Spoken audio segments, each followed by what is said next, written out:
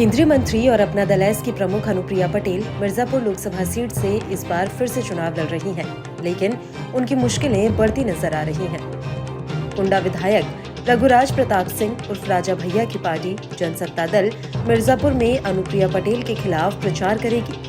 आपको बता दें कि मिर्जापुर में राजा भैया की पार्टी जनसत्ता दल लोकतांत्रिक ने समाजवादी पार्टी को अपना समर्थन दिया है।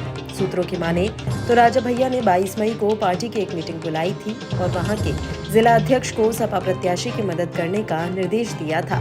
ऐसा कयास भी लगाया जा रहा है कि संभवतः राजा भैया खुद मिर्जापुर अनुप्रिया के खिलाफ प्रचार करने आएंगे।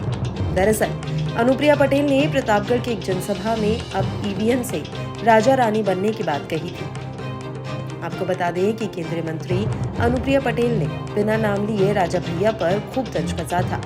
कुंडा में एक जनसभा को संबोधित करते हुए अनुप्रिया पटेल ने कहा था कि लोकतंत्र में कोई भी राजा रानी के पेट से पैदा नहीं होता, वह तो ईवीएम से पैदा होता है। उन्होंने बिना नाम लिए राजा भैया पर जुबानी हमला बोलते हुए कहा कि कुंडा किसी की जागीर नहीं है। कुंडा की जनता ये बता चुकी है, ये देश अब संविधान से चलता है, ना कि किसी की हुकूमत से।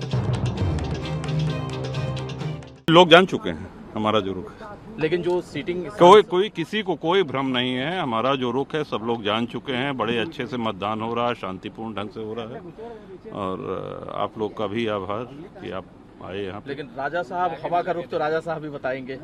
नहीं, हमने कहा ना कि जनसत्ता दल के सभी कार्यकर्ता, सभी समर्थक, उनसे हमने कहा कि आपकी जहाँ इच्छा हो वहाँ मतदान करें। लेकिन जो अभी रुख है राजा साहब, आपने जो आकलन किया है जी, क्या रुख है इस समय में हवा का? हमको लगता है सिटिंग एमपी के खिलाफ एंटी इनकम्बेंसी है।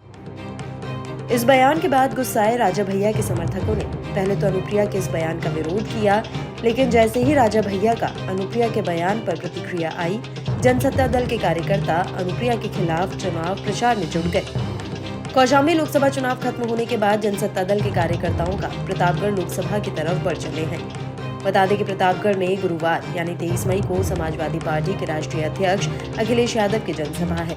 अखिलेश यादव सपा प्रत्याशी एसपी सिंह पटेल के समर्थन में रैली करेंगे। वहीं इस रैली को सफल बनाने के लिए जनसत्ता दल के पदाधिकारी और कार्यकर्ता भी लगे हुए हैं।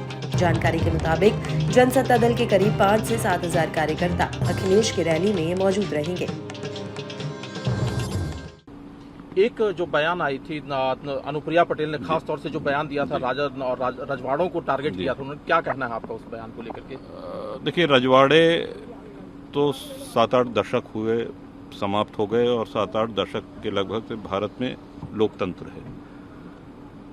अब उनको क्या कुंठा है हम नहीं समझ पाए इस चीज़ को। और वो जो भी उस बयान को सुन रहा है वो ये कह रहा है कि अनावश्यक बयान। और अच्छा, दूसरी बात, हम यहाँ से चुनाव भी नहीं लड़ रहे हैं, हमारा दल भी नहीं लड़ रहा है। तो अगर उनको कोई बयान देना ही था तो सामने जो दल उनके मैदान में है उसके प्रत्याशी या उस दल के विषय में कहना चाहिए था। दूसरी बात, ईवीएम से राजा नहीं पैदा होता है, ईवीएम से जनप्रतिनिधि पैदा होता है। जनप्रतिनिधि का जन्म होता है और उसकी आयु, उसकी अवस्था 5 वर्ष की होती है। 5 वर्ष बाद जनता जनार्दन ये तय करती है कि इसको जीवन दान, पुनर्जन्म, पुनर्जीवन देना है या नहीं। तो इस लोकतंत्र में अब राजा नहीं पैदा होते हैं, न तो रानी की कोख से और न ही ईवीएम की मशीन से। राजा भैया के प्रभाव वाली प्रतापगढ़ सीट पर छठे चरण यानी 25 मई को वोटिंग है। प्रतापगढ़ की राजनीति राजा भैया के इर्द गिर्द घूमती है। प्रतापगढ़ की सीट पर राजा भैया का कोई अपना उम्मीदवार मैदान में नहीं है, फिर भी यहाँ वो किसी को जिताने और हराने का मादा रखते हैं।